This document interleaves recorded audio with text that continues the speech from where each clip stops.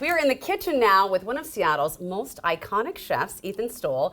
His restaurants have some fun stuff coming up for Valentine's Day and beyond, so we asked him to come here, give us an update, and share a delicious recipe for Bucatini Carbonara. Welcome back to New Day. Thank you. You like iconic chef? I know. I was about to mention that. I was like, hey, I like that. I will be we're gonna put that on our landmark website. TV presenter. You be iconic chef. All right, so let's get started with the Bucatini. Yeah, let's do it. Okay. So those that don't know, Bucatini is a traditional Roman pasta dish. So it comes from Rome. So there's a few things about it, right? There is the fact that there's guanciale, which is a cured pork jowl with a little bit of fennel and black pepper, which we're going to put on there now. I've already rendered some of this stuff, so it makes it a little bit quicker. But so you want to have guanciale.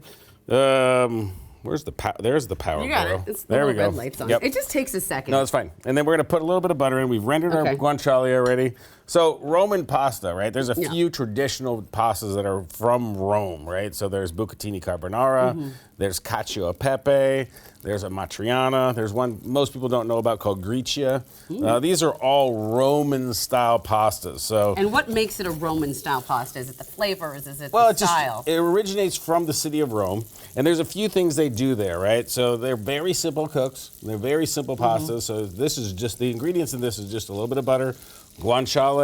We're going to do bucatini, which we're going to put in there, which I just cooked off backstage. I love bucatini. Bucatini is one of my favorites. Bucatini, by the way, if you're wondering, is the spaghetti with the little hole in the middle. Yeah, that's right. And that's coming from an Italian. That's an official term that my family sanctioned me to use. No, I mean, and it just has such chewy flavor. It's delicious. It's great. It's great. Yeah, it is an awesome satisfying.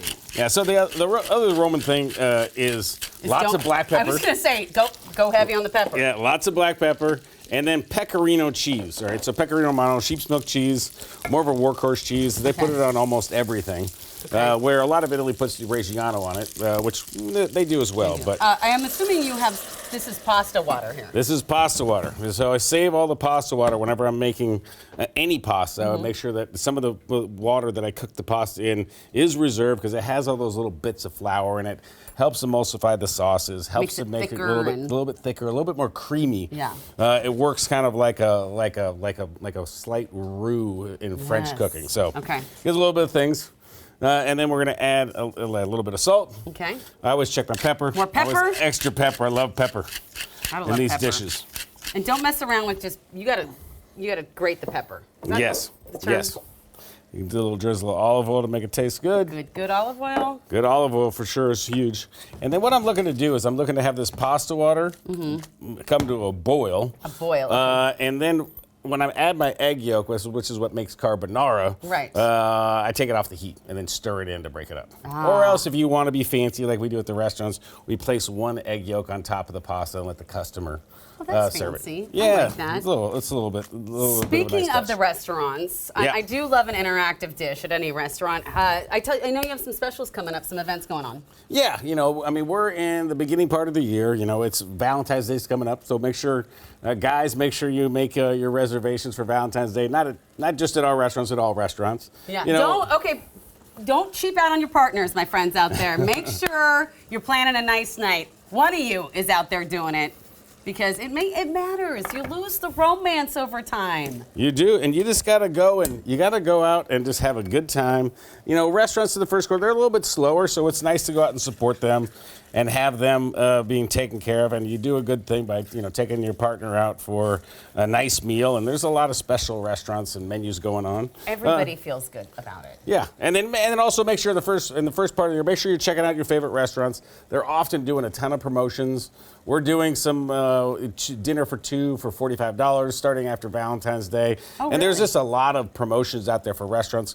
They're this time of year they're a little bit slower, so I want to make sure people go out and support their local restaurants. I would have never thought that the fancier restaurants have promotions, but that's good to know. I think what's really hard for folks right now is that we all love going out, but it's so expensive. It's so expensive to buy food in the grocery, and I know it's got to be. I think.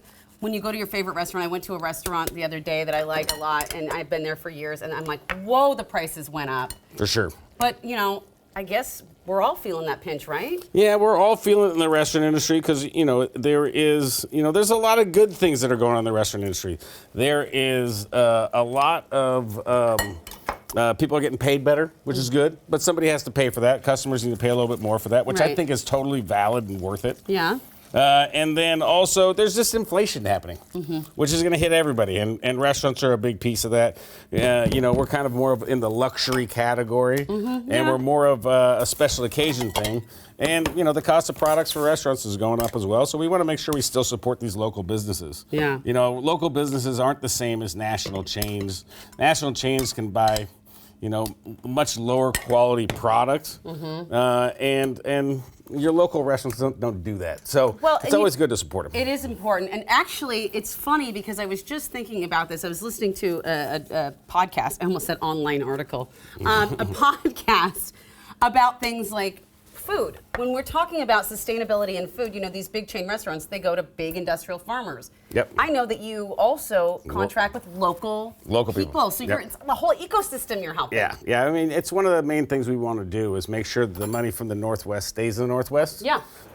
And we've been doing that and working that, and the whole restaurant community in Seattle and the Northwest has been wanting to do that for a long time, and we're still doing it. The national brands, I don't have any fault for people wanting to make a living on restaurants, but your local neighborhood restaurants are really the ones that are supporting your local community. And it's just costs a little bit more, but I promise you it's worth it. You're going for, you're supporting a great local business with great people. So. And thank you for coming to Ethan's TED Talk. No, honestly. There you go. That's right. This is my plug for restaurants. So just make sure you support them. I'm here for it. It's so important. All right.